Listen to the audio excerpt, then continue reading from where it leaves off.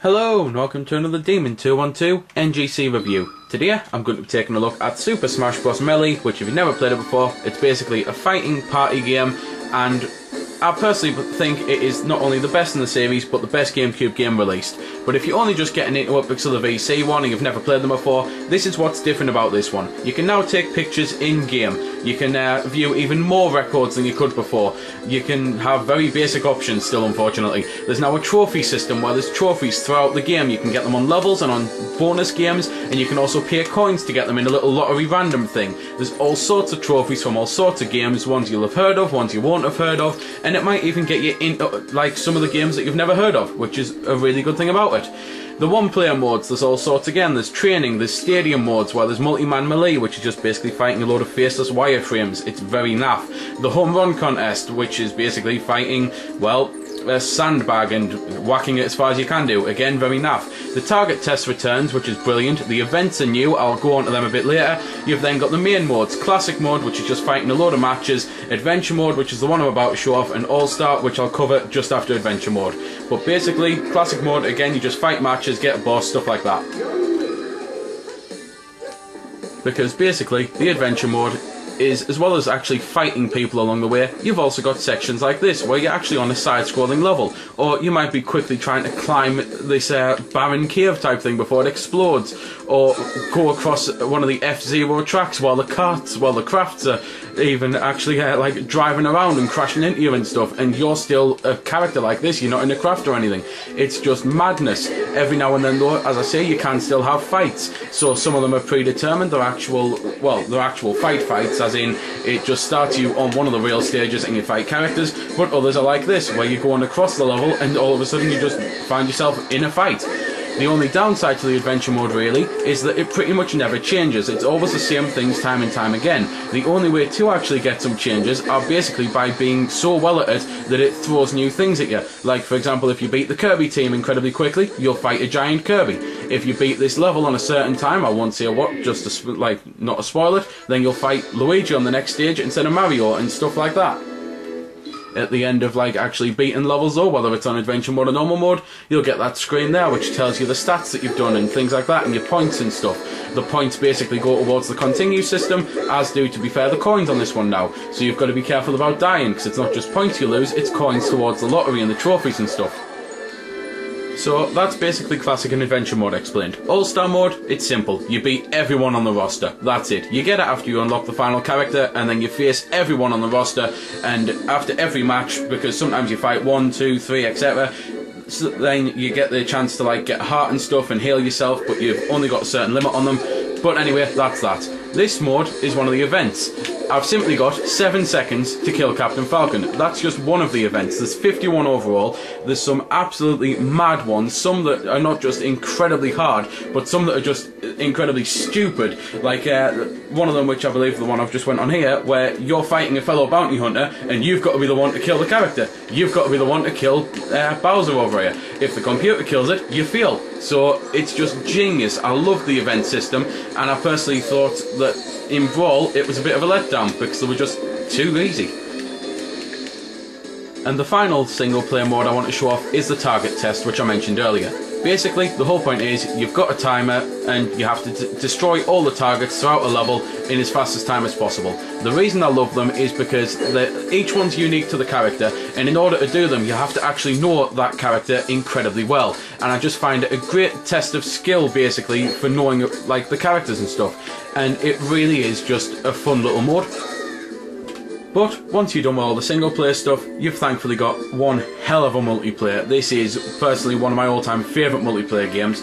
There's loads different to it. If again you've only played the first one, you can now enter your names, which is cool, so you can have them on your profile, so it keeps track of a profile as well as the characters. So just in case more than one person likes using the same character, it won't get their stats down because you've got your own profile. There's all sorts of new custom rules, there's new game types, there's coin battles now. You can you get the item switch right from the start, which is good. You can unlock random stages, so when you play the randoms you don't get stages that you don't like. You can change all sorts about it. There's even all sorts of different melees, which I'll show a few of them off. There's giant melee where everyone's giant, everyone's tiny on the tiny one. You've got lightning melee, so it's super fast. Sudden death mode, which is personally one of my favourites because it's just brilliant. Everyone basically starts with 300% damage, and it is pretty much a case of whoever gets the first hit wins. So here we go then, and to be fair, I'm killing two birds with one stone because I'm showing off the coin battle whilst on this insane mode. And basically, from hitting people and killing them and that, coins fall out of them and you have to collect the coins, and it's a case of whoever collects the most or whoever collects the limit wins. That's also, to be fair, one of the events as well. And when you die, you can lose coins if you've got that mode on, to be fair, because on the event it was a case of you lose half your coins if you die and you've got to get 200. So if right at the end you had 199 and died, you'd be pretty damn screwed. And the other mode I want to show off is another one of my favourites because it's HP battle. So instead of where the whole point is you have to beat the crap out of them, the damage meter goes up and it just makes them easier to kill and they've got lives and stuff, this, you've actually got a predetermined amount of health, and the whole point is once you run out of health, that's it, you die. Melee also, as well as having loads of new modes and that, has loads of stages, and I think the level design is brilliant. This was pretty much the first to introduce changing stages, because there's this one here where every now and then it'll just completely change its layout. There was the one that was on before where you were actually in the middle of racing on one of the courses and it'll just constantly move around the track and you'll have crafts underneath you, and every now and then falcons ship will just like be there for you to fight on top of as well. There's ones that are constantly either scrolling up or scrolling down. There's just all sorts. But as well as that, you've also got some standard stages, which is what I'm going to show you next. And this is it. This is what I personally believe to be the best way to play Smash Bros. No items, one-on-one, pretty much same character, so you've got no way to do it, so make sure it's a character you like, on a stage that does nothing. It is a flat surface. It is what I believe to be the ultimate test of a Smash Bros gamer's skill, because let's face it, the items mean luck. And that's what the item switch is, in case you were wondering. You can switch off certain items, you can switch on certain items, you can change the frequency of the items, or, as I've done here, you can just switch them off completely.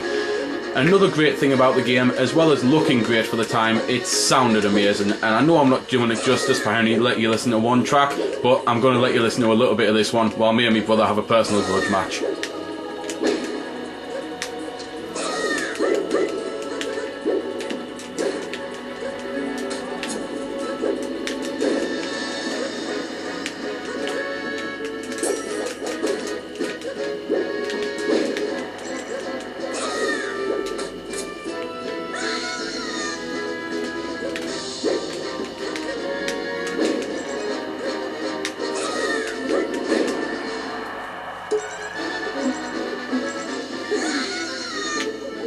But anyway, that's a bit of the music. And while that mode is fun, I know it's not for everyone.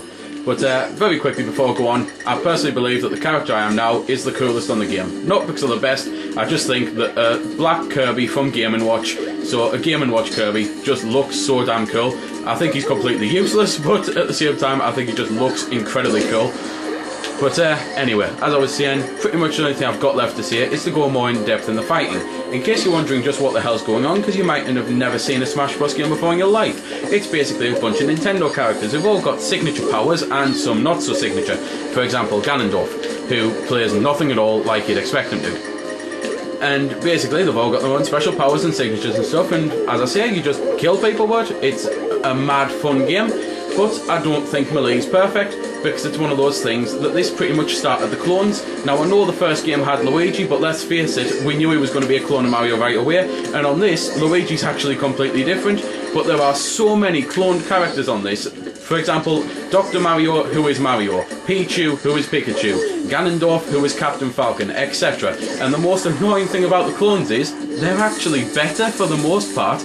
I think Roy is one hell of a character, whereas Moth, I think, is completely useless and shouldn't even be in the game. And it's just the clone of each other, so it's just one of them things. Why the hell have the clones? Why not just have better characters?